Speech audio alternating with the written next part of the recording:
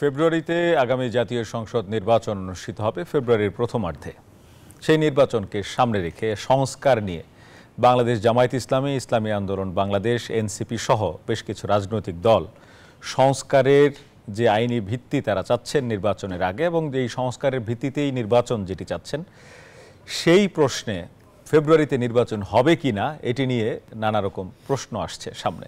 যদি এই ধরনের দাবিতে তারা অটল থাকেন তাহলে কি নির্বাচন ঠিক সময় হচ্ছে, এই প্রশ্নটি রয়েছে। এবং এর আগে যে বিভিন্ন শর্ত, এগুলো নিয়ে আজকে কথা বলতে চাই। আমাদের অতিথিরা আমাদের সঙ্গে যুক্ত হয়েছেন। আপনাদের সঙ্গে আরআইসিএল স্টিল গণতন্ত্রে আছি শেখ জায়েদ।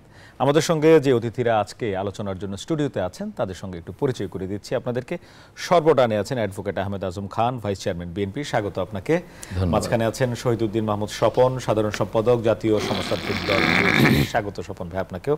ধন্যবাদ। আর আমার ঠিক ডান পাশে আছেন অধ্যাপক আশরাফ আলী আকন, প্রেসিডিয়াম সদস্য, ইসলামী আন্দোলন বাংলাদেশ, স্বাগত আপনাকেও। শুরু করতে চাই যে বিষয়টি নিয়ে শুরুতেই বলেছি, আলোচনায় পিআর যেটি ছিল, পিআর পদ্ধতিতে নির্বাচন হলে আর কোনো ফ্যাসিস্ট চরিত্র তৈরি হবে না।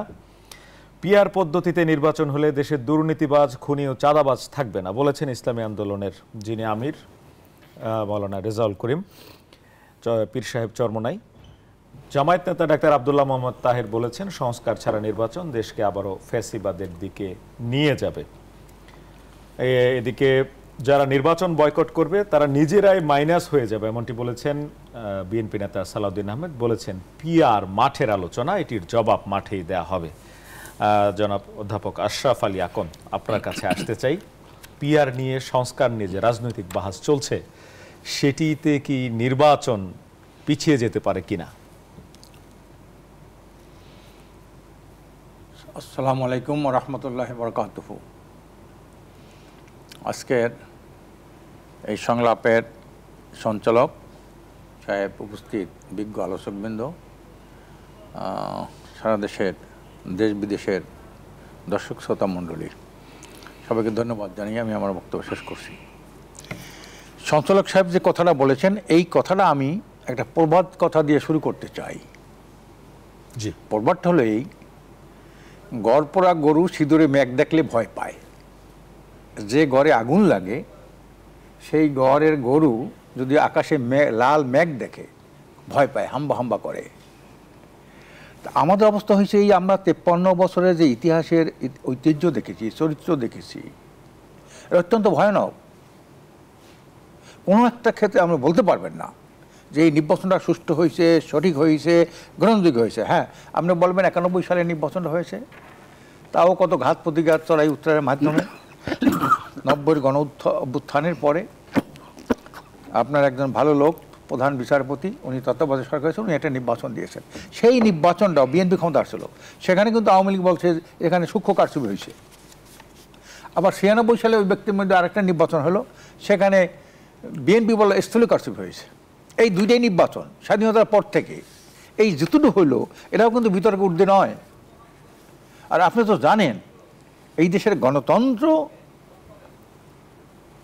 মানে কি। গণতন্ত্র একটা জঘন্য একটা মতবাদে পরিণত করছে এই দল, ক্ষমতাসীন দলগুলি। গণতন্ত্রকে তারা স্বৈরতন্ত্র বানিয়েছে, গণতন্ত্রকে তারা একনায়কতন্ত্র বানিয়েছে, গণতন্ত্রকে তারা মাফিয়াতন্ত্র বানিয়েছে, গণতন্ত্রকে তারা ভুয়াতন্ত্র বানিয়েছে। এই যে গণতন্ত্র নামক জিনিসটি, যারাই গণতন্ত্রের কথা বেশি বলেছেন, যারাই গণতন্ত্রের দোহাই বেশি দিয়েছেন, গণতান্ত্রিক আন্দোলনের সাথে সব কিছু দিয়ে, জীবন মান দিয়ে আপনার আন্দোলন করেছেন, গণতন্ত্রের জন্য জেল খেটেছেন, তারাই কিন্তু গণতন্ত্র হত্যা করেছে। আপনি দেখেন 73 সাল থেকে আপনি শুরু করেন, 73 সালে আমরা কী দেখতে পাই? যে পাকিস্তানিদের বিরুদ্ধে গণতন্ত্রের জন্য একটা লড়াই করলেন, লড়াইয়ের একটা পর্যায়ে দেশ স্বাধীন হইল, সেই লোকটা 73 সালে 300 আসনের মধ্যে 293, এবং সেখানে কোনো বিরোধী দল কোনোই নাই, কোনো আসন নাই। আমাদের বাড়ির পাশে তো মেজর জলিল ভাইয়ের বাড়ি কাছাকাছি, উনি অনেক ভোটে জিততে শিখেছিল, কিন্তু সেই সারা রাত্র হইল না, দিনে হইল না, সন্ধ্যার দিকে ঘোষণা করলো আরেকটা লোককে। তা গণতন্ত্রের নামে এত লড়াই সংগ্রাম, এতগুলো মানুষ জীবন দিল। হ্যাঁ, পাকিস্তানে বৈষম্য করেছে, আমাদের শোষণ করেছে, ভিন্ন জিনিস, কিন্তু মূল তো গণতন্ত্র। আমার সাথে ওই দিন যদি ক্ষমতা দিত এই খান, তাহলে কিন্তু এই দ্বন্দ্বটা, এই স্বাধীন যুদ্ধটা হয় না। কিন্তু যারা গণতন্ত্রের কথা বেশি বলে, নির্বাচনের কথা বেশি বলে, তারা এই নির্বাচনকে বিতর্কিত করেছে, গণতন্ত্রকে তারা হত্যা করেছে। এটাই প্রমাণ। এরপরে দেখেন যত অঘটন করছে দেশে, আমাদের যত অঘটন, এই অঘটনের মূলে কিন্তু আগে সংসদ নির্বাচন ছিল। আজকে দেখেন 73 সালে নির্বাচনের পরে কিন্তু বাকশাল হইল, সকল দলকে বিলুপ্ত করে দিল। একটি দল, এক নেতা এক দেশ, বঙ্গবন্ধুর বাংলাদেশ, এই নামে একটা পোস্টার হইল, স্লোগান হইল, ওয়াল রাইটিং হইল। এরপরে শেখ শিকদার একটা স্লোগান লিখছিলেন, পোস্টার, যে এক নেতা এক দেশ, বঙ্গবন্ধু বাংলাদেশ, এক রাইতে তো সব শেষ। এর নাম গণতন্ত্র, এর নাম নির্বাচন। পিআরএ কি? আচ্ছা, আমি একটা কথা বলি। এরপরে দেখেন আপনি, এরপরে কি হইল, যখন বাকশাল হইল, এই বাকশালের বুদ্ধে যে একটা গণঅভ্যুত্থান, আরেকটা অভ্যুত্থান হয়েছে। যাই হোক, সেটা যারা একসময় অভ্যুত্থান করছেন তাদেরকে জাতীয় বীর আখ্যায়িত অনেক করছিলেন, তারা পার্লামেন্টও গেছিল। এই ইতিহাসগুলো তো জানেন না, কিন্তু না জানার, আমি একটু ধারাবাহিক না টানলে এইটা তো আপনি পাবেন না, আপনি মজা পাবেন না। এটা কাজে এইটা বলতেই হয় ইতিহাসটা। এরপরে দেখেন কি হইল, যারা জাতীয় বীর উপাধি দিল, এরা বলে একজন বিপদগামী সৈনিকের এই যুদ্ধ করেছে। ওই দিন যদি বিপদগামী বলেন আর সুপদগামী বলেন, এরকম একটা কাজ না হয়, তো দেশটা কোথায় চলে যায়? দেশের অবস্থাটা কি হয়? ব্যাংক ডাকাতি শুরু করে ভোট ডাকাতি, ব্যাংক ডাকাতি, খুন খারাপি, হ্যাঁ, এই লক্ষ্মী বাহিনীর তাণ্ডব লীলা এরা করছে না। লক্ষ্মী বাহিনী কি মানুষ ছিল? লক্ষ্মী বাহিনীর তাণ্ডব যারা আপনার তো যখন ছোট বোঝেন, আমরা দেখেছি, আমরা তখন ছোট দেখেছি লক্ষ্মী বাহিনীর তাণ্ডবটা কি, মুজিব বাহিনীর তাণ্ডবটা কি, মুক্তিযুদ্ধ হত্যা করেছে না। কাজে এই জন্যে ওই জায়গা থেকে, যেটা আমি বলছি গড়পড়া গরু সিঁদুরে মেঘ দেখলে ভয় পায়, এখান থেকে ধারাবাহিকভাবে এরপরে দেখেন একটা গণভোট হইল। আমি আমি আমি জিয়া রহমান সাহেবের সাথে আমার একটা স্মৃতি আছে, আমি অনেকের কাছে বলছি স্মৃতিটা, কিন্তু সেই 77 সালে শেষের দিকে যে একটা গণভোট হইল, সেখানে 88% ভোট কাস্ট হইল। 88%। আপনি বলেন, উনি একজন দেশপ্রেমিক মানুষ, জাতীয়তাবাদী মানুষ, ইসলামের পক্ষে উনি অনেক অবদান রেখেছেন, এবং যারা শেখ মুজিব যাদেরকে রাজাকার আলবদর স্বাধীনতা বিরোধী বলে উনি আখ্যায়িত, তাদেরকে উনি ক্ষমতা ফেরত একজনকে প্রেসিডেন্ট বানাইলেন, একজনকে প্রধানমন্ত্রী বানাইলেন। এত কিছু করার পর তারপরে 88% ভোট কাস্ট হয় কীভাবে? এইটা কীভাবে হইলো বলেন? এটা উনি ভালো মানুষ, সবাই ঠিক আছে, কিন্তু তখন লোক এত রাস্তাঘাট ছিল না, এত মানুষ শিক্ষিত ছিল না, এই ভোটগুলো আসুক কীভাবে? এরপরে দেখেন ধারাবাহিকভাবে কি হইলো, আর একটা পর একটা কু হইলো। 70 থেকে ক্ষমতা নিয়ে গেল এরশাদ, আবার সেই স্বৈরাচার, আবার সেই আপনার ফেসিবাদ শুরু হইলো। এই ধারাবাহিকভাবে 24 হইলো, হ্যাঁ 24 হইলো, তারপরে এই যে 111 তো হইলো, 111 হলো, 5 আগস্ট শেষ হইলো। কাজে এই যে ঘটনাটা, নির্বাচনটাই কিন্তু মৌলিক ব্যাপার না। পিআরএ এটা পরিবর্তন হবে না, একটা হইলো পিআরএ পরিবর্তনটা হবে এই যে 91টা দেশে পিআর আছে, তো এই 91 দেশের রাজনৈতিক শিষ্টাচার যদি আপনি দেখেন, আর যে দেশে পিআর নাই তার অনেক ভালো, তারা অনেক ভালো শিষ্টাচার তারা আছে। সেখানে একটা জাতীয় সরকারের মতো তারা নেছে, সেখানে রাজনৈতিক সহিংসতা নাই, সেখানে ভোট ডাকাতি নাই, ভোট কারচুপি নাই, সেখানে যোগ্যতার ভিত্তিতে সেখানে পার্লামেন্টে দেওয়া হয়, হ্যাঁ, সেখানে একটা রাজনৈতিক স্থিতিশীলতা ফিরে পায়। হ্যাঁ, সরকার অনেকে বলে সরকার পরিবর্তন হয়ে যায় বারবার, সরকার পরিবর্তন, ইটালিতে তো অনেক সরকার পরিবর্তন হয়, কিন্তু রাজনৈতিক স্থিতিশীলতা কিন্তু নষ্ট হয় না। আমার অনেক ভাইরা আছে পিআরএ কতজন বলি, পিআরএ নির্বাচনে কি আমাদের যে অভ্যাস, আমাদের যে নির্বাচন উৎসব হয়, আবার যারা নির্বাচন বানচাল করতে চায় তারা কেন্দ্র দখল করে, জোর করে সিল মারে, পিআরএ ভোট হলে কি এগুলো বন্ধ হয়ে যাবে? এগুলো বন্ধ হবে, এইগুলো বন্ধ হবে এই কারণে, তখন তো কোনো প্রার্থী থাকবে না, এবং মার্কা থাকবে, এবং ওই যে যারা শোনেন, যারা পিআর করতে চায় তাদের নিয়মটা কি, আমরা 300 আসনের প্রার্থী ঘোষণা করব, পত্রিকায় দিয়ে দেবো, ওইটা নির্বাচন কমিশনে যোগদান করব। জনগণ দেখবে যে এইটার মধ্যে চাঁদাবাজ, খুনি, সন্ত্রাসী, দখলবাজ আছে কিনা। তাহলে এই লোক থাকলে তো এই দলকেই ভোট দেবে না। আমার দল যে এই লোক থাকে, আমার দলে ভোট দেবে? এই লোক যেখানেই থাকবে বুঝলেন, ওই লোকগুলো তো ভোট দেবে না। জয়নাল হাজির মতো লোক থাকলে তারা ভোট দেবে? শামীম ওসমানের মতো লোক দলে থাকলে ভোট দেবে? কাজে এই ধরনের লোক যদি কোনো দলে থাকে, শামীম ওসমান, জয়নাল হাজিরের মতো লোক, তাদেরকে পিআর পদ্ধতির মাধ্যমে জনগণ ছাড়া নির্বাচনে যাবেন না। না, পিআর ছাড়া নির্বাচনে যাব না তা না, পিআরটা এখন একটা জনদাবিতে পরিণত হয়েছে। ধন্যবাদ। না, একটু বদিউল আলম সাহেব বলেছেন 72% মানুষ পিআরের পক্ষে, আবার 4 দিন পর বলছে আপনার পিয়ারে একটা সংকট, গভীর সংকট দেখা দেবে। একই মুখে কিন্তু দুইটা কথা। জি, তা এই একই মুখে দুইটা কথা উনি কেন বললেন? আমার সাথে খুব সম্পর্ক তো, অনেক ওদের ওই ঐক্যমত্য কমিশনের সদস্য বলছে ভাই আমরা তো সবাই পিয়ার চাই, কিন্তু আমাদের উপর একটা চাপ আছে। আমরা এই চাপটা এটা আমরা আগে বুঝতে পারছি, আপনি স্টাফের কাছে নথি স্বীকার করছেন, এই জন্য আপনাদের মাধ্যমে ভালো কিছু হওয়া সম্ভব না, আপনাদের মাধ্যমে একটা সুষ্ঠু নির্বাচন ভালো হবে সেই প্রত্যাশা করা মানে অমূলক। আপনাদের মাধ্যমে আমরা আশা করতে পারি না, আপনাদের মাধ্যমে একটা সুষ্ঠু, কারণ এখনো আমরা আইন শৃঙ্খলা রক্ষা করতে পারেন নাই, আপনারা লেভেল প্লেইং ফিল্ডে এখনো আপনারা সৃষ্টি করতে পারেন নাই। হ্যাঁ না, কাজে এই বিষয়টা নিয়ে আমরা সেখানে কিন্তু সন্দেহ প্রকাশ করেছি যে আপনারা আরো সন্দেহ প্রকাশ করেছেন যে ভালো নির্বাচন এনারা করতে পারবে না। শহীদউদ্দিন মাহমুদ স্বপন এনারা সন্দেহ প্রকাশ করেছেন, পিয়ারের দাবি নিয়ে ওনারা জনসভা সহ মানুষের দ্বারে দ্বারে যাচ্ছেন, রাজনৈতিক বক্তব্য দিচ্ছেন। আসলে কি নির্বাচন করতে পারবে না এরা, মানে যারা আছে দায়িত্বে তারা ভালো নির্বাচন করতে পারবে না, না রাজনৈতিক দলগুলো মানে নির্বাচনটাই ভালোভাবে অংশগ্রহণ করতে চায় না, কোনটা বলবেন? হ্যাঁ, ধন্যবাদ আপনাকে আজম ভাই, আশরাফ ভাই, দুজন বিজ্ঞ আলোচক, রাজনীতিবিদ, ওনাদেরকে ধন্যবাদ। যারা দেখছেন তাদেরকে শুভেচ্ছা ও অভিনন্দন। পিয়ার নিয়ে কথা হচ্ছে, আশরাফে বলছিলেন, আমরা শুনছিলাম অনেকক্ষণ পর্যন্ত, অনেক দিন পর্যন্ত এটা নিয়ে মাঠে বেশ আলোচনা হচ্ছে। পিয়ার পদ্ধতির ভোটের দাবি অনেকগুলো রাজনৈতিক দলের কিন্তু কর্মসূচিতে, পিয়ার সংস্কারের আইনি ভিত্তি, সেটা পরে আসছি। এটা অনেক ছিল, এটা ডানপন্থী, মধ্যপন্থী, বামপন্থী অনেকেরই কিন্তু, যে ঐক্যমত্য কমিশনে শুধু আপার হাউস নিয়েই কথা হয়েছে না, এদের রাজনৈতিক প্রোগ্রামে কিন্তু ছিল, অনেকেরই এই প্রোগ্রামটা ছিল। এটি আসলে প্রাসঙ্গিক হয়ে গেল ঐক্যমত্য কমিশনে আপার হাউস কিভাবে হবে, নির্বাচনটা কিভাবে হবে, সে আলোচনা যখন আসলো তখনই কিন্তু এটা ফোকাল হয়ে গেল। আপনার দল কি পিয়ারের পক্ষে? আমি কথা শেষ করি। তখন যে আলোচনাটা আসলো তখন বিএনপির পক্ষ থেকে বলা হলো আসনের ভিত্তিতে আপার হাউসটা হবে, আর আরো কিছু দলও বললো, আবার কিছু দল বললো যে এটা পিয়ারের ভিত্তিতে। সেখান থেকে বিতর্কটা শুরু হলো। আমি বলছি যে পিয়ার হবে কি হবে না, অথবা পিয়ার প্রশ্ন কেউ আনলে বা সেটি দাবি করলে সেটি খুব অন্যায় কিছু আমি দেখি না, কারণ এটা তো পিয়ারের দাবি তো নির্বাচনের বানচালের ষড়যন্ত্র বলা হচ্ছে। আমি কথাটা শেষ করি, আমি আমার সুযোগ দিবেন। সেটা হচ্ছে যে আপনি আপনার দলের রাজনৈতিক বক্তব্য উপস্থাপন করবার ক্ষেত্রে করলে সেটা ষড়যন্ত্র হবে, এটা আমি মনে করি না। কিন্তু এই দাবি বাস্তবায়ন করবার জন্য আপনি প্রতিবন্ধকতা তৈরি করবেন, যদি এই হুমকি দেন, তাহলে সেটি ষড়যন্ত্রের অংশ হয়ে যায়। কিন্তু আমি তো এটা দাবি করতে পারি। তো সেক্ষেত্রে আমার দলের পক্ষ থেকে আমরা পিয়ার দাবি করি নেই। প্রথমত এই জন্য দাবি করি নেই, পার্লামেন্টের লোয়ার হাউস এবং আপার হাউস সম্পর্কে আমাদের আলাদা একটা বক্তব্য আছে।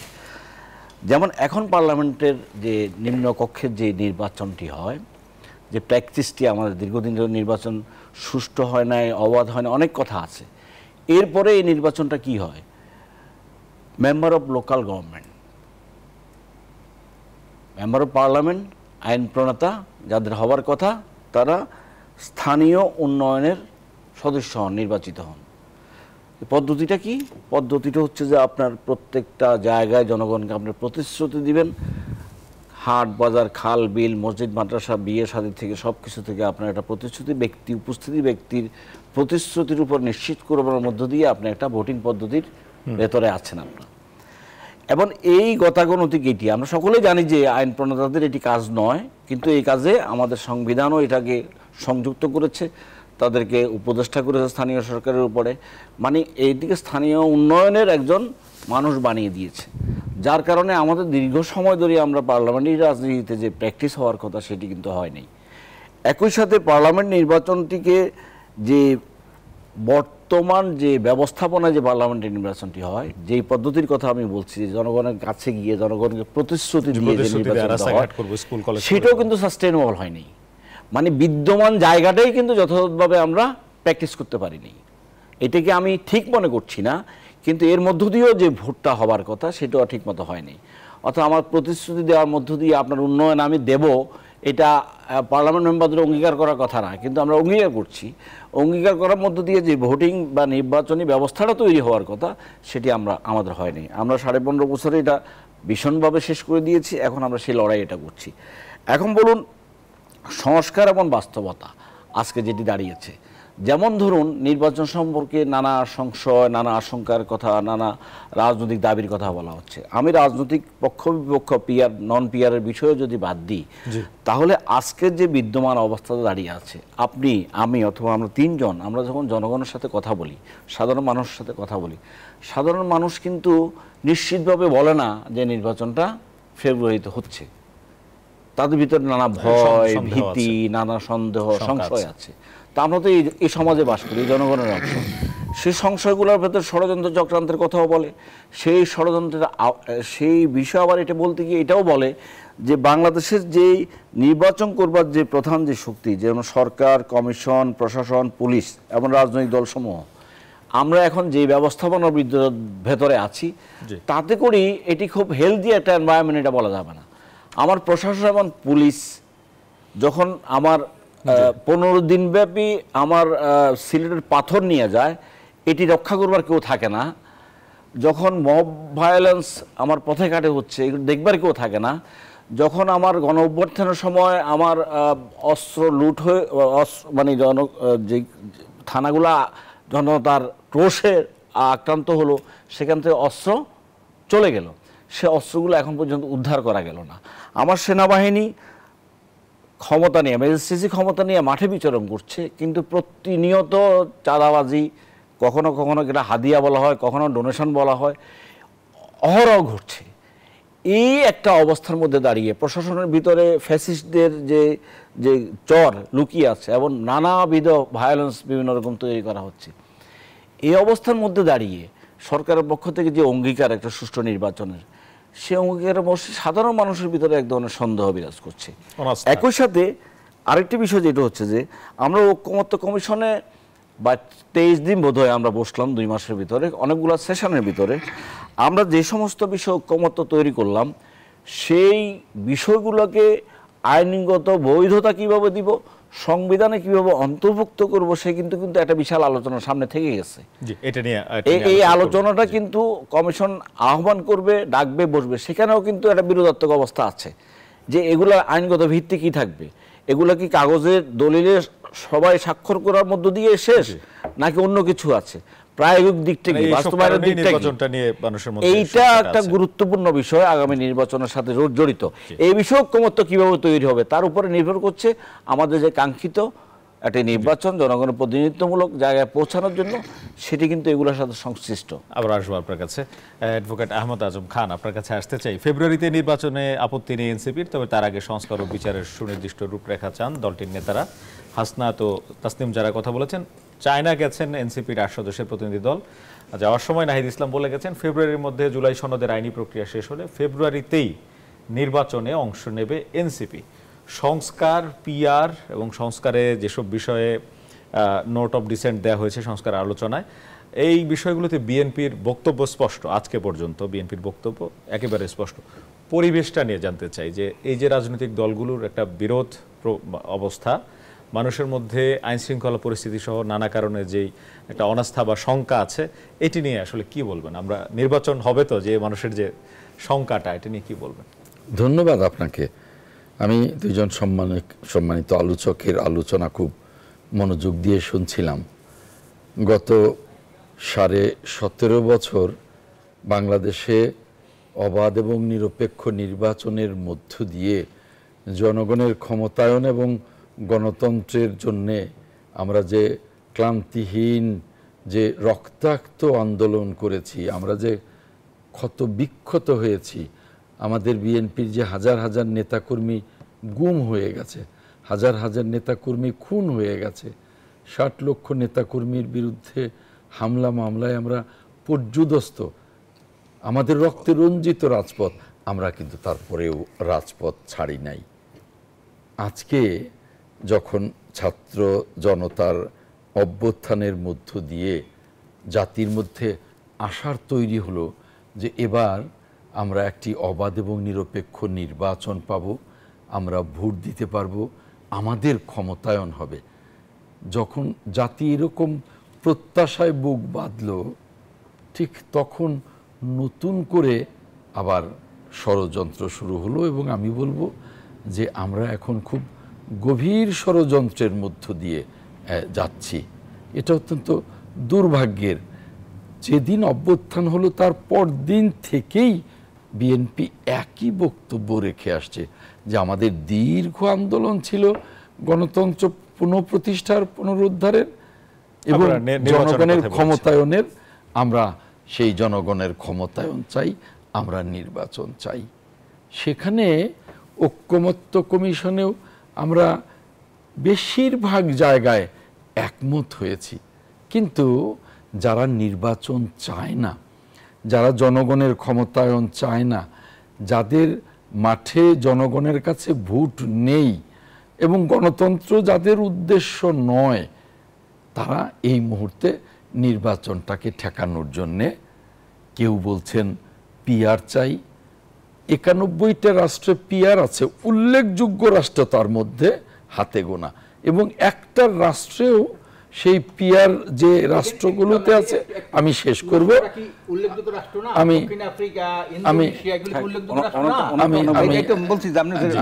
আমি শেষ করি, আপনি বলবেন। তার একটা রাষ্ট্র পৃথিবীর গণতান্ত্রিক রাষ্ট্রের মধ্যে খুব একটা উল্লেখ করবার মতো রাষ্ট্র না। যে রাষ্ট্রগুলোতে পিআর আছে সেই রাষ্ট্রগুলোতে অস্থিরতা বিদ্যমান এবং দুদিন পরপরই সরকারের পরিবর্তন হয়। কাজেই আমাদের দেশে যে পিআর পদ্ধতি, সেই পিআর পদ্ধতি যে আমরা অ্যাপ্লাই করব, এই আলোচনাই তো কেবল শুরু হলো। যাদের মাঠে ভোটারদের কাছে ভোট নেই তাদের মাধ্যমে পিআর, তো তারাও জানে না পিআর কি। যদি তারা জানতো যে পিআর কি, তাহলে তো তারা নমিনেশন নিয়ে দিত না। পিআরে তো কোনো নমিনেশন হবে না, পিআরে হলো মার্কা থাকবে আর দল থাকবে।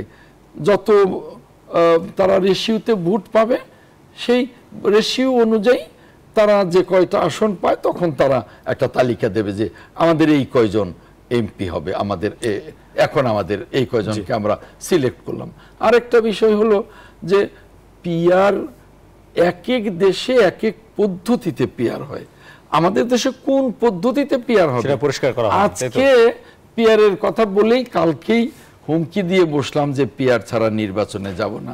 অথচ পিআর এর যে অনেকগুলো পদ্ধতি আছে, যেমন কোন কোন দেশে আছে 5%-এর নিচে ভোট পেলে সে তার ভোট কাউন্টই হবে না। অথচ আমরা কিছু না জেনে না শুনে আমরা পিআর চাই। আবার সংস্কারের কথা, সংস্কার শেষ না হলে আমরা নির্বাচনে যাব না। আরে সংস্কারটা চেয়েছে কে, কোন দল?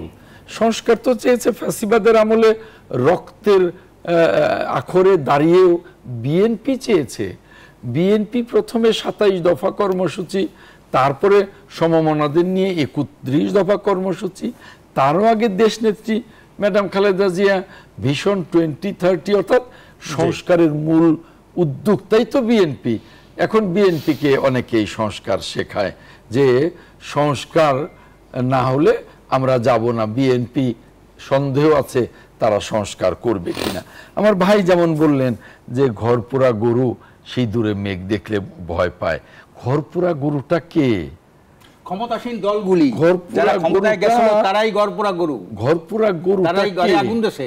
আমরা তো মনে করি যে এখানে ঘরপোড়া গরু যারা আন্দোলনের কথা বলছে, যারা সংস্কারের কথা বলছে, কেউই তো ঘরপোড়া গরু না।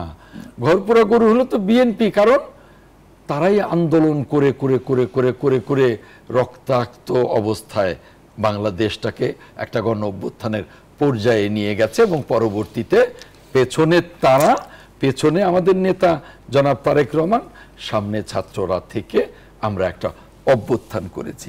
কাজেই আমরা মনে করি যে এই সংস্কার অবস্থানটা কি শেষ হবে কিনা নির্বাচনের আগে, এই সংস্কার বলুন আর পিআর বলুন, আবার কেউ কেউ বলেন যে বিচার শেষ না হওয়া পর্যন্ত নির্বাচন হবে না। বিচার তো একটা চলমান প্রক্রিয়া, এটা শেষ হতে তো 10, 15, 20 বছর লাগতে পারে। তার মানেই যাদের কাছে ভোট নেই তারা এই মুহূর্তে নির্বাচনটা চায় না। এখন আমি কিন্তু আচ্ছা শেষ কথাটা একটু, শেষ লাইনটা বলি, যদিও আমি পর্যাপ্ত সময়ের অভাবে পারছি না। 91 এবং 96 নির্বাচনও বিতর্কের ঊর্ধ্বে নয়, ভাই কথাটা বলছেন। আমি মনে করি যে ভাইয়ের কথাটার মধ্যে আংশিক সত্যতা আছে, কারণ 91-তে ইতিহাসের বাংলাদেশের ধারাবাহিক ইতিহাসের সবচেয়ে ভালো নির্বাচন হয়েছে, তারপরেও একটা দল বলছে যে আমরা সূক্ষ্ম কারচুপি দেখতে পাই। তার মানেটা কি?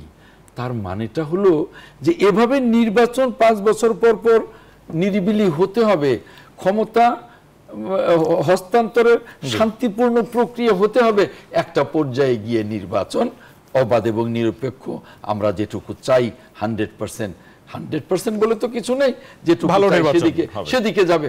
অন্তত 10টা নির্বাচন তো ধারাবাহিকভাবে করেন। এখন 2টা নির্বাচনের পরে মুখ থুবড়ে পড়ে গণতন্ত্র, তারপরে আবার মুখ থুবড়ে পড়ে, তাহলে কি করে আমরা ভালো নির্বাচন করব? এই যে এখন নির্বাচনের নামে এখন যারা এই সমস্ত কথা বলছে, আমি মনে করি নির্বাচন ঠেকাতে, জনগণের ক্ষমতায়ন ঠেকাতে গভীর ষড়যন্ত্র হচ্ছে। দেশ একটা গভীর ষড়যন্ত্রের জাতাকলে, জানি না যে আগামীতে কি অশনি সংকেত আমাদের জন্য অপেক্ষা। ধন্যবাদ আপনাকে। একটা বিরতির সময় হয়েছে দর্শক, জনতন্ত্র গণতন্ত্র একটা বিরতি নিচ্ছি। বিরতি থেকে এসে কথা বলতে চাই, এই যে গভীর ষড়যন্ত্রের কথা বলেছেন, বাকি অতিথিরা কি বলেন, ফিরছি একটু পর। বিরতির পর আবারও স্বাগত। দেখছেন RICL স্টিল জনতন্ত্র গণতন্ত্র। কথা বলছিলাম ফেব্রুয়ারির নির্বাচন ও বিভিন্ন শর্ত নিয়ে। জনাব অধ্যাপক আশরাফ আলী আকন বিরতির আগে অ্যাডভোকেট আহমেদ আজম খান বলেছেন যে ষড়যন্ত্র চলছে পিআরের নামে। আপনারা কি ষড়যন্ত্র করছেন নির্বাচন না করার? নাউজুবিল্লাহি মিন জালেক। এটা একটা কল্পকাহিনী। একটা দাবি তো একটা দল করতেই পারে। আমরা পিআর দাবি করছি, এই দেশের জনগণের 91টা দেশ আছে, সেই দেশগুলো উনি বললেন সবসময় ঝামেলা লেগে থাকে। আজকে উনি বলেন উল্লেখিত দেশ নাই। আপনি কি মনে করেন ইন্দোনেশিয়া উল্লেখিত দেশ না? দক্ষিণ আফ্রিকা উল্লেখযোগ্য দেশ না? আপনার কি এই সাউথ আফ্রিকা কি উল্লেখিত দেশ না? আপনি কি সুইজারল্যান্ড উল্লেখিত দেশ? রোমানিয়া, ডেনমার্ক, সুইডেন এগুলো উল্লেখিত দেশ? অস্ট্রেলিয়া এগুলো উল্লেখিত দেশ না? অন্যান্য কোথায়? আপনার নেপাল, ইসরায়েল, এই দুটো। হ্যাঁ, এই খুব অসন্তোষ চলছে। ইসরায়েল কি কোনো রাষ্ট্র? আপনি বলেন, ইসরায়েল কোনো বৈধ রাষ্ট্র? আর নেপাল একটা রাষ্ট্রের মধ্যে পড়ে? এইটার কি ভাগ্যাসুরা করে। কিন্তু আপনি তুর্কির দিকে তাকাই, তুরস্ক এত বড় রাষ্ট্র, তুরস্কের দিকে তাকান, ওটা উন্নত রাষ্ট্র না? এখন এই যে কতগুলা খরা অজুহাত দিয়া মানুষকে বিভ্রান্ত করা, আমরা দাবি এটা করতেই তো পারি। এটা আমাদের আমরা করবো না আমাদের দাবি, ওনাদের করতেই তো পারে। এইটা আমরা বলছি এটা সুরাহা করার জন্য ঐক্যমত্য কমিশন যদি না আসে। আরেকটা কি জানেন, ঐক্যমত্য কমিশন উপরের ইঙ্গিতে, উপরে একটা জায়গা থেকে ইশারা ইঙ্গিতে চলে। কোথা থেকে? হ্যাঁ শোনেন, আমাকে বলল যে, আমি বললাম যে এই লোয়ার হাউসটা যদি না থাকে তা আপার হাউস দামটা কি? এমনিই তো অধিকাংশ এমপিরা দুর্নীতির সাথে জড়িত থাকে, আবার 100 এদের ভরণ পোষণ গাড়ি বাড়ির জন্য আরেকশো বাড়াইবেন কি? এটা দরকার কি? আমরা একটা ইউনিটারি দেশ, আমরা কি আমাদের কোনো প্রদেশ আছে, আমাদের কোনো অঙ্গরাজ্য আছে? আর 100 লোক এখানে বাড়াবো কেন? দরকারটা কি? এই পদ্ধতিটা এইটা আসে কি থেকে? আমরা পরিষ্কার বলছি লোয়ার কক্ষ পিআর করেন, সেই অনুপাতে আপার কক্ষে আমরা দেব। উনি আপার কক্ষে পিআর, লোয়ার কক্ষের কথা না, এইটা আলোচনাই আনে না। তো আমি বললাম যে আপনি অন্য জায়গা থেকে এই অন্য জায়গাটা কোনটা বলেন তো? অন্য জায়গা থেকে ওরা সবাই বলছে আমরা সবাই পিআর চাই, কিন্তু আমাদের উপরে প্রেশার আছে। কোন জায়গায় প্রেশার আছে সেটা আপনারা বুঝে নিয়ে আমরা বলতে পারবো না। মানে কি বিএনপির কথা বলেছেন? ডাইরেক্ট নাম বলে না যে এইটা কোথেকে প্রেশার আসে, আপনারা বুঝে নিয়ে আমরা বলবো না। আচ্ছা একটু 1 মিনিট, সেখানে এই কথাটা আলোচনায় আনে না। আমরা সেখানে দিছি, লিখিতভাবে দিছি যে আপনি পিআরটা আলোচনায় আনেন, পাশ হোক আর না হোক। জামাত বলছে, আরো অনেক দল বলছে পিআরটা আপনি আলোচনায় আনেই না। মানে তারা কেন আলোচনা আনে না একটু জাসদের কাছ থেকে শুনি। না উনি তো ঐক্যমতে ছিলেন, কেন আলোচনা আনলো না? এইটা যে উপরের প্রেশারে তারা নিয়ন্ত্রিত হচ্ছে, এটা কিন্তু প্রমাণ হয়। আমি সংক্ষেপে একটা কথা বলে নিতে চাই, সেটি হচ্ছে যে উচ্চকক্ষের আজকে যে আলোচনাটি কমিশন এনেছে, আমরা উচ্চকক্ষ এই ধারণাটার সাথে একমত, কিন্তু উচ্চকক্ষের যে গঠন প্রণালী প্রস্তাব করা হয়েছে এটিকে আমরা মনে করছি যে এটা নিম্নকক্ষের একটা ডাম্পিং স্টেশন হিসেবে উচ্চকক্ষের কিছু মানুষকে পদায়ন করা, সুবিধাজনক অবস্থা নিয়ে আসা। এই জায়গায় বিকল্পটা কি বলতে চাইছিলাম আমরা সেটা বলি। দেখেন, গণ অভ্যুত্থান সংগঠিত করবার জন্য আমাদের যাদের দরকার হয়, যে শ্রেণী পেশার মানুষ, রাজপথে লড়াই করবার জন্য শ্রমিকের দরকার হয়, যে শিক্ষকের, ডাক্তারের, বুদ্ধিজীবীর, মানে সাংস্কৃতিক কর্মী, সকলকে আমাদের দরকার হয়। জুলাই গণ অভ্যুত্থানে আমাদের রাজনৈতিক দলগুলোর বাহিরে বিশাল অংশীজন যে মানুষগুলো যারা লড়াই সংগ্রামে আত্মহতি দিল, দেখুন আমরা ঐক্যমত্য কমিশন সরকার কোনো পক্ষই বাংলাদেশের সংস্কার নিয়ে, আগামী নতুন রাষ্ট্র বিনির্মাণ করবার স্বপ্ন নিয়ে অনেক আলোচনা করলাম, অনেক সময় বিস্তর আলোচনায় আমরা বসলাম, সকলে বিজ্ঞের মতামত দিলাম, কিন্তু যে মানুষগুলো মরে গেল তাদের স্বজনরা কি বলতে চায়, কি দেশের স্বপ্ন তারা দেখতে চায়, যে মানুষগুলো পঙ্গু হয়ে গেল তাদের বক্তব্যটা কি, কেন তারা সে তো রাজনৈতিক দলের প্রতিনিধিত্ব করে, রাজনৈতিক কর্মী না, সে একজন শ্রমজীবী মানুষ, 40 জনের উপর আমার শ্রমজীবী মানুষ আত্মহত্যা দিল এখান থেকে। তাহলে এই মানুষগুলো প্রত্যাশা কি, অর্থাৎ এই সমাজের যে অংশীজন রাজনৈতিক দলের বাইরে যারা সরাসরি রাজনৈতিক দলের প্রতিনিধিত্ব করে না, সেই মানুষগুলোকে আলোচনার টেবিলে না রাখা, ক্ষমতা না রাখা, অংশীদারিত্ব না রাখা, এটি হচ্ছে আমাদের দেশের গণতন্ত্রের প্রধান ত্রুটি। এই জন্য আমরা বলছি পার্লামেন্টের আপার হাউসটা শ্রেণী পেশার মানুষের, এই সমাজ শক্তি যারা সোশ্যাল ফোর্স, এই বিজ্ঞ আইনজীবী, উনি বিএনপি করাচ্ছে, এই যে আইনজীবীদের একটা প্রতিনিধিত্বের জায়গা আছে, একজন আইনজীবী হিসাবে উনি যদি পার্লামেন্টের আপার হাউসে উনি যদি নির্বাচিত হন, ওখানে যদি কথা বলেন, তাহলে তার যে পেশার যে স্বার্থ সেটি সমুন্নত রাখা যাবে। একই সাথে উনি বাংলাদেশের গণতান্ত্রিক প্রক্রিয়া একজন অংশীজন থাকবেন। এখন যে গণতন্ত্রের কথা বলি, এটি হলো রাজনৈতিক দলের গণতন্ত্র, রাজনীতিবিদদের গণতন্ত্র, এটা পুরো জনগোষ্ঠীর গণতন্ত্র না। সেই জন্য বলছি পার্লামেন্টের যে আপার হাউসের যে বিষয়টা, সেটি হলো অদলীয় ভিত্তিতে শ্রেণী পেশা, নারী সহ পিছিয়ে পড়া জনগোষ্ঠী, নৃগোষ্ঠী, উপজাতি সকলের অংশীদারিত্বের মধ্য দিয়ে একটি অংশীদারিত্বমূলক রাষ্ট্রীয় কাঠামো গড়ে তোলা দরকার, এবং এর মাধ্যমে গণতন্ত্র টেকসই হবে। আমি একটা কথা বলতে চাই, সেটি হচ্ছে যে আজম ভাই যেটা বললেন, 10টি নির্বাচন যদি আমরা যদি গণতান্ত্রিক প্রক্রিয়ায় করতে পারি, তাহলে একটা সুষ্ঠু নির্বাচনী বন্দোবস্ত এখানে গড়ে উঠবে। গণতন্ত্র হওয়ার পথে আমরা যাত্রা শুরু করব। আমরা 2টার বেশি করতে পারি না, একটার পরে আরেকটাই আমাদের উপরে দখলদারিত্ব তৈরি করে।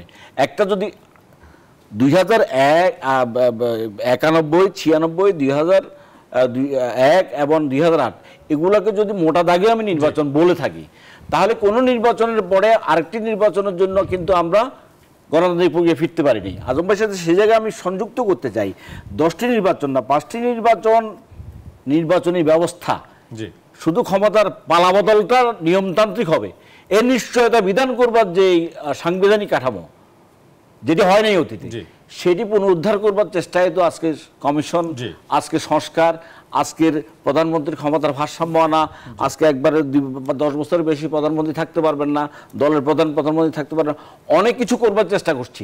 আমাদের অভিজ্ঞতা, আমাদের অতীত আমাদেরকে বলে যে ফ্যাসিবাদের পুনরুত্থান রোধ করবার জন্য, ফ্যাসিবাদ ফিরে আসার পথ বন্ধ করবার জন্য এগুলো দরকার। এগুলোর নিশ্চয়তা বিধান করা যদি না যায়, তাহলে আজমবার প্রত্যাশিত বা আমাদের সকলের প্রত্যাশিত আগামী নির্বাচন ক্ষমতার রূপান্তর না হোক, ক্ষমতার পালাবদল হওয়ার জন্য সুষ্ঠু একটা প্রক্রিয়া, ধারাবাহিক প্রক্রিয়া অব্যাহত থাকবে, তার নিশ্চয়তাটা থাকে না। এই জায়গাটা নিশ্চিত করবার জন্য আছে সংস্কারের কথা। শেষ করছি, এই সংস্কার নিয়ে কিন্তু কারো দ্বিমত নাই, ওনার দ্বিমত নাই, ওনার দ্বিমত নাই, আমার দ্বিমত নাই। আমরা 23 দিন পর্যন্ত কথা বলছি, কমিশনে আমরা সকলে মিলে কথা বলছি। সুতরাং কেউ সংস্কারের বিপক্ষে, এটা আমি বিশ্বাস করতে চাই না। বরং আমাদেরকে ট্যাগিং করা হয় কাউকে অমুক সংস্কারের বিরুদ্ধে, অমুক সংস্কারের বিরুদ্ধে, বিষয়টা না। বিএনপি তো দীর্ঘ সময় ধরে সংস্কার নিয়ে কথা বলছে, কাজ করছে, প্রস্তাবনা দিয়েছে, তাদের দলীয় অবস্থান থেকে তারা বেরিয়ে এসে কমিশনে তারা কিন্তু কিছু কিছু বিষয় ঐক্যমত তৈরি করেছে। আমার সাথে 2টা জায়গায় তার সাথে বিরোধ থাকতে পারে, কিন্তু সবাই এগিয়ে আসার চেষ্টা করছে। আমি মনে করি জাতীয় ঐক্যমত্যের এই জায়গাটা তৈরি না হয়, শুধু ব্লেম গেমের মধ্য দিয়ে আমাদের আগামী পথ চলাটা কঠিন হয়ে যাবে। এই জায়গায় ফ্যাসিবাদের বিরুদ্ধে যে লড়াই হয়েছিল, সেই লড়াইয়ের স্পিরিটটাকে ধারণ করতে হবে আমাদের সকলকে। ধন্যবাদ আপনাকে অ্যাডভোকেট আহমেদ আজম খান। এই ফ্যাসিবাদের বিরুদ্ধে লড়াইয়ের যে স্পিড, সেই স্পিডে কি ফেরত আসা যাবে যে এত বিতর্কের পরে? যদি না আসা যায়, সেটা হবে দেশের জন্য, জাতির জন্য সবচেয়ে বড় বিপর্যয়। তাহলে ফ্যাসিবাদের বিরুদ্ধে আমাদের যে অভ্যুত্থানের যে বিজয়টা, সেই বিজয়টাই নষ্ট হয়ে যাবে, হাতছাড়া হয়ে যাবে, এবং জাতি একটা অন্ধকারের দিকে চলে যাবে।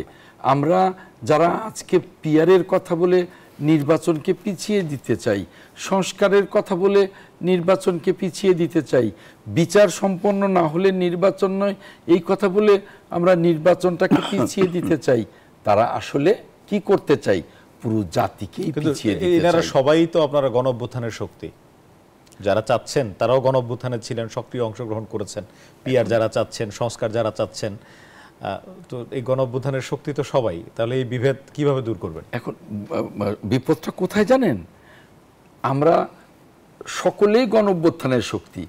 কেউ আমরা গণঅভ্যুত্থানের পরে মনে করেছি যে বাংলাদেশটা এখন মুক্ত হয়েছে, একটা অবাধ এবং নিরপেক্ষ নির্বাচনের মধ্য দিয়ে আমরা গণতন্ত্রে ফিরে যাব এবং গণতন্ত্রে ফিরে গিয়ে জনগণের ক্ষমতায়নের সাথে সাথে আমরা আমাদের সংস্কারগুলো কার্যকর করতে শুরু করব।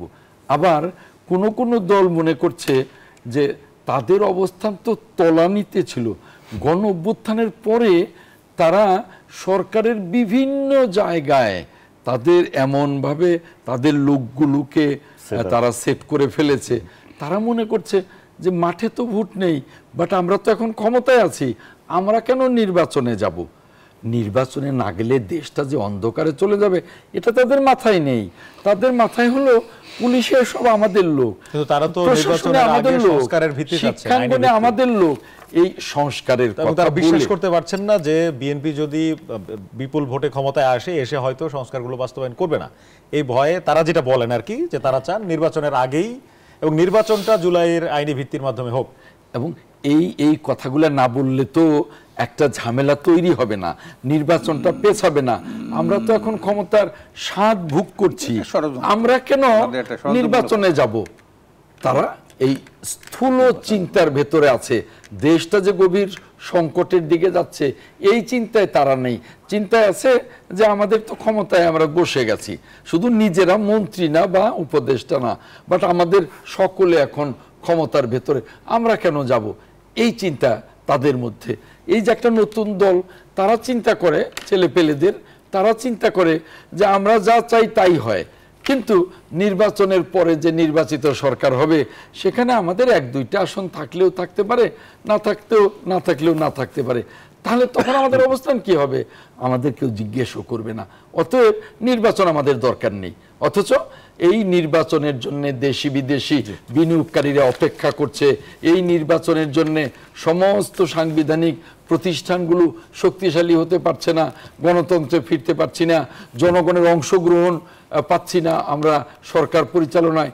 এই যে সমস্ত কিছু থেকে যে জাতি বঞ্চিত হচ্ছে সেই দিকে কিন্তু তাদের নজর নেই। কাজেই আমি বলবো এই গভীর ষড়যন্ত্র থেকে আমাদের বেরিয়ে আসতে হবে।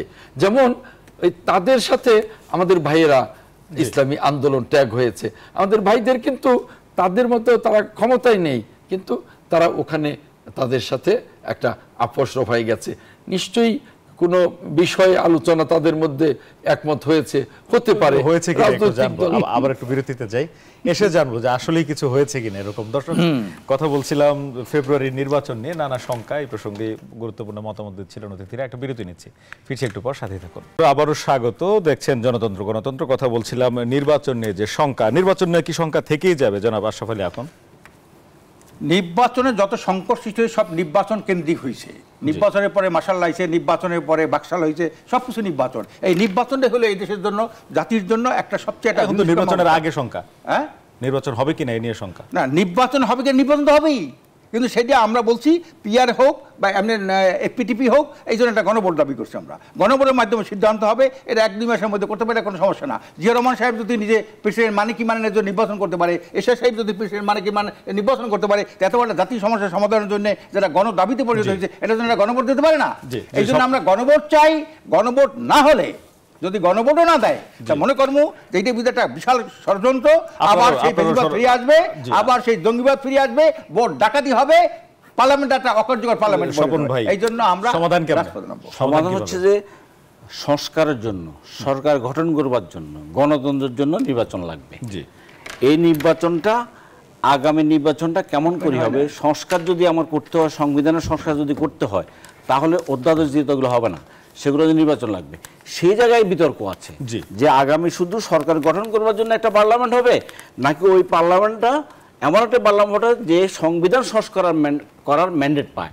সেক্ষেত্রে আমরা আমাদের দলের পক্ষ থেকে আমরা বলছি যে আগামী আইনসভার নির্বাচনটা একই সাথে এটাকে সংবিধান সংস্কার সভার নির্বাচন হিসাবে আমরা অভিহিত করতে পারি। তাহলে যেসব বিষয়ে আমাদের ঐক্যমত হবে, ওই কি বলে পার্লামেন্টের প্রথম অধিবেশনেই সেগুলো আইনে পরিণত হয়ে যাবে, তারপরে রেগুলার পার্লামেন্ট হিসেবে কাজ করবে।